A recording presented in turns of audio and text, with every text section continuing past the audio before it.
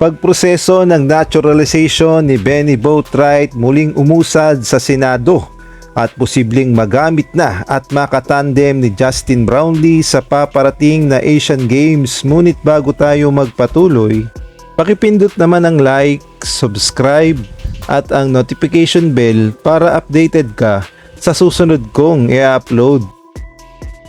Nalalapit na nga ang tandem ni Justin Brownlee at Benny Boatwright sa paparating na Asian Games na mangyayari sa Japan dahil muling na-resume ang naturalization process ni Benny Boatwright.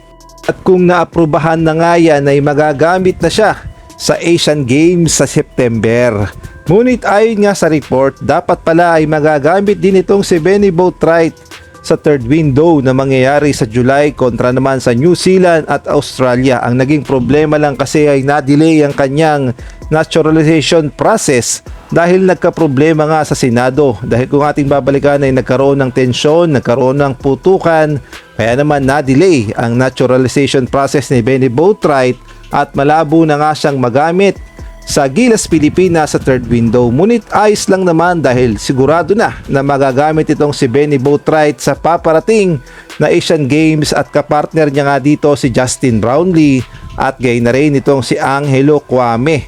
Kung ating ngang babalikan, sabi nga ni Coach Tim Cone ay bubuo sila ng pinakamalakas na lineup sa Asian Games dahil ang goal ng Gilas Pilipinas ay muling makuha ang gintong medalya dahil tayo nga ang defending champion at tayo ang hari sa Asian Games dahil nung nakaraang Asian Games tayong nakakuha ng gold medal, kaya naman muling kukunin ng Gilas Pilipinas dito sa Japan ang gold medal sa tulong ni Justin Brownlee, Benny Boatwright at Angelo Kwame.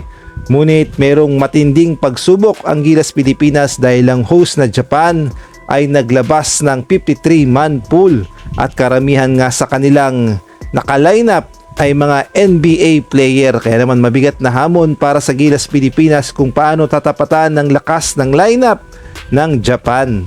Ang target kasi ng Japan ay makuha ang gintong medalya sa kanilang sariling baluarte sa kanilang bahay at paniguradong solid ang kanilang 12-man lineup at salang-sala dahil 53-man pool ba naman ang kanilang pagpipilian at paniguradong mga malalakas at mga NBA player ang papasok sa kanilang final 12.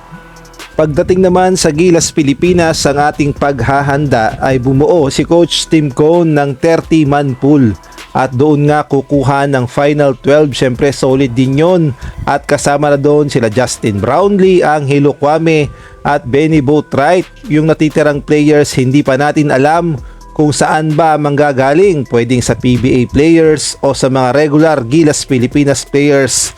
Ngunit nauna nang sinabi ni Coach Tim Cone noon na yung regular Gilas Pilipinas players ang kukunin, kaya naman pala isipan sino nga ba talaga ang papasok sa final 12 upang depensahan ang ating gintong medalya sa Asian Games.